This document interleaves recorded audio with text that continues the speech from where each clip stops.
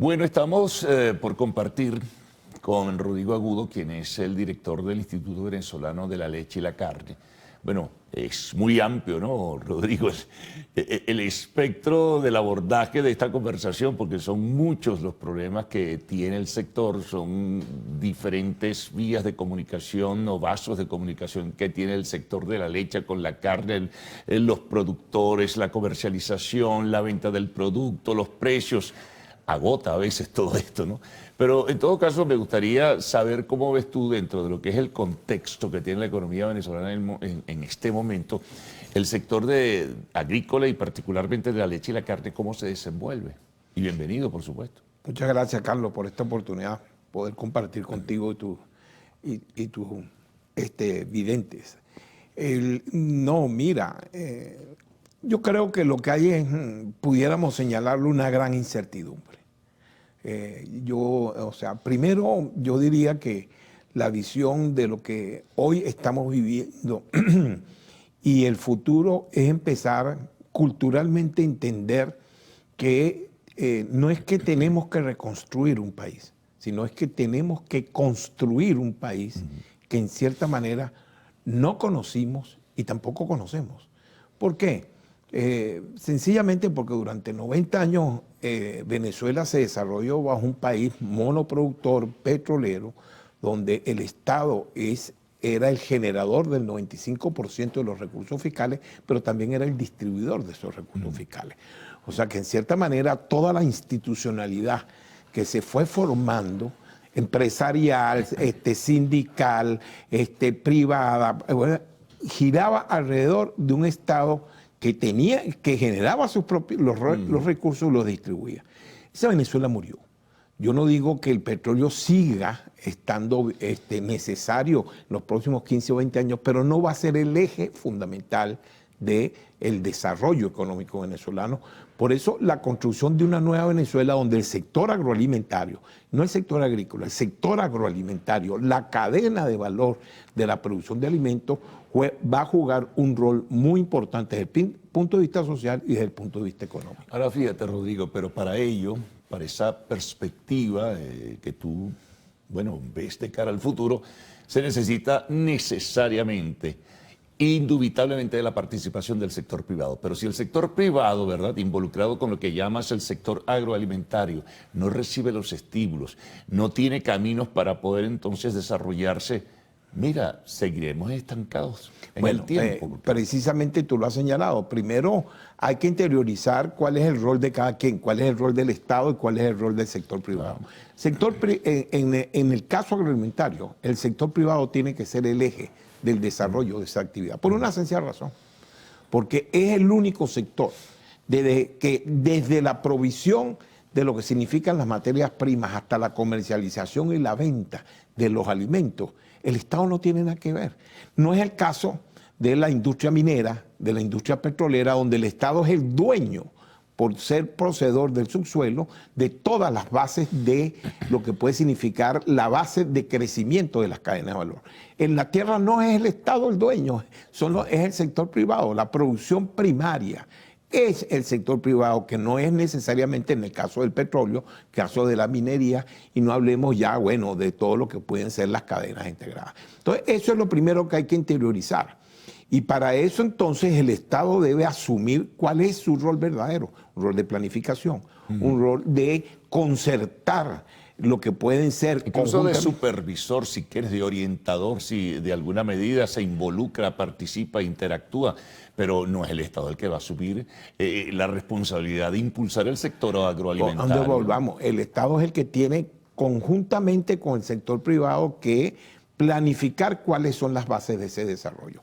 El Estado no puede delegar sus funciones constitucionales, como es controlar la política, manejar, orientar la política macroeconómica, en la cual tampoco podemos hablar de una anarquía económica. El Estado juega ese rol. Lo que pasa es que, lo digo viviendo un poco la experiencia, donde creo que ya el Estado ha entendido, el Estado no sabe ser ganadero, el Estado no sabe ser industrial, el Estado lo que sabe es manejar. Y cuando lo ha hecho muy mal. Por eso es que yo digo que ya creo que ha empezado, porque desde hace 2 o 3 años, el Estado empezó a delegar o a devolver toda aquella política de intervención, etcétera, que llegó, que durante el periodo, vamos a decir, las primeras 2 décadas de este milenio, se orientó como política central.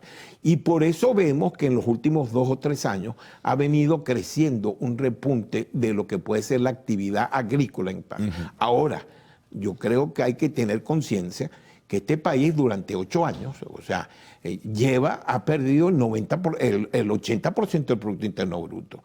Entonces, hoy nosotros tenemos mejoras, pero tenemos mejoras sobre el 20% de la producción. De lo que es la economía venezolana, que está reducida. ¿No? Pero además de eso, y lo digo, yo tengo personalmente a los fines de poderme explicar.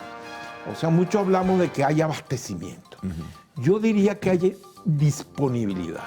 El artículo 305 de la Constitución te habla que el Estado debe garantizar el abastecimiento, el acceso a ese abastecimiento y la calidad de los alimentos, dándole prioridad a la producción nacional. Yo digo que hoy no hay abastecimiento, ¿por qué? Porque el país no está en capacidad de producir lo que el 100% de la población necesita nutricionalmente. Vamos a hacer una pausa y vamos a retornar enseguida para seguir conversando con Rodrigo Agudo, director del Instituto Venezolano de la Leche y la Carne.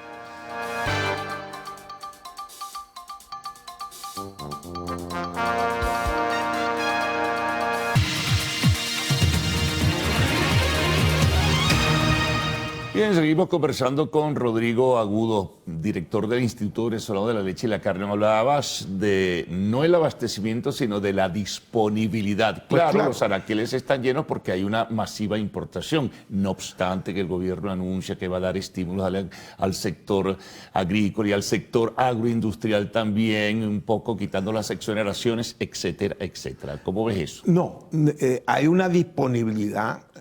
Ciertamente en parte la cubre las importaciones, no, pero lo que quiero señalar es que no hay acceso. Entonces, ¿qué pasa? Pero hay un bajo poder adquisitivo y tú puedes tener los anaqueles llenos, pero no todo el mundo puede comprar. Por eso es disponibilidad. O sea, hoy hay la oferta de alimentos para el 25% de la población, pero la que tiene poder adquisitivo es un 10-15%. Por eso es que tú ves presencia de productos. Pero si nosotros estimuláramos, si mañana le damos a todos los venezolanos la posibilidad de comprar la dieta básica nutricional para garantizar su seguridad alimentaria, no tendríamos la capacidad de producirla, de ofertarla, por una sencilla razón. La capacidad instalada existe. La industria está trabajando unas al 10%, otras al 20% de su capacidad instalada. Pero el problema es que no hay servicios para poder reactivar toda esa capacidad. Y no hay la gente para que te compre ese producto en el plano más básico, ¿no? Lo que estábamos hablando del acceso, pero es que aunque le des el acceso, la respuesta no puede ser inmediata. ¿Por qué? Bueno, lo estamos viviendo todos los días. No tenemos la electricidad continua para poderla mantener y mantener el frío. No tenemos las carreteras reactivadas en alguna. No tenemos el sistema de agua que pueda garantizar. Entonces ahí entra el juego de las importaciones.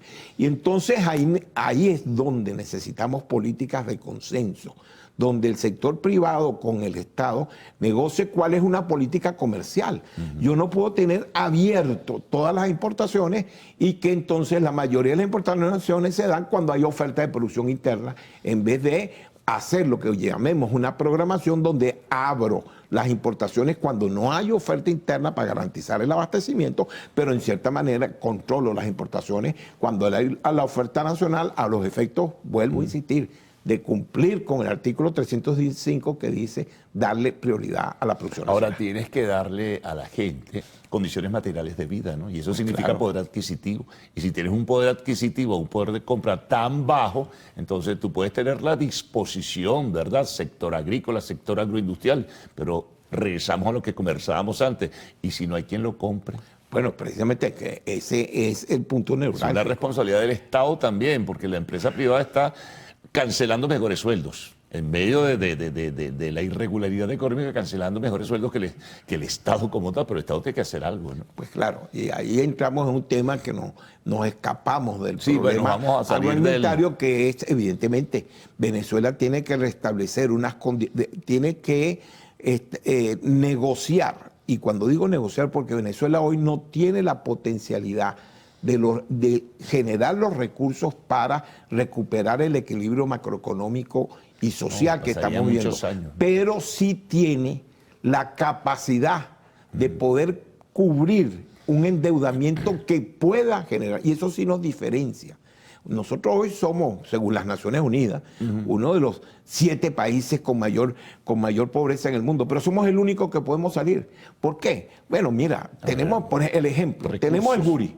El Guri, reparar el sistema eléctrico con el Guri puede llevar que 4 o 5 años cambiando las turbinas, pero es que haber hecho el Guri nos tardamos 30 años. Eso no lo tienen otros. Tenemos un sistema de distribución eléctrico que está fallando, etcétera. Repararlo lo podemos hacer en 3, 4 años, pero haber construido todo el sistema integral de distribución eléctrica nos llevó 30, 40 años. Y eso nos diferencia de los otros países que tienen una pobreza.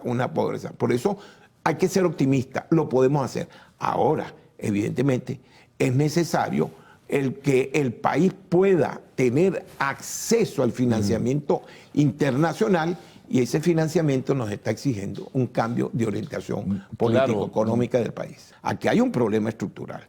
Tenemos que cambiar la estructura de funcionamiento de la economía venezolana para construir esa nueva Venezuela. Y vuelvo, lo estaba citando, el problema del deterioro eléctrico no lo hizo las sanciones, el problema de la desaparición del sistema financiero no lo hicieron las sanciones, en alguna manera. Entonces, analicemos el problema estructural y ahí vuelvo.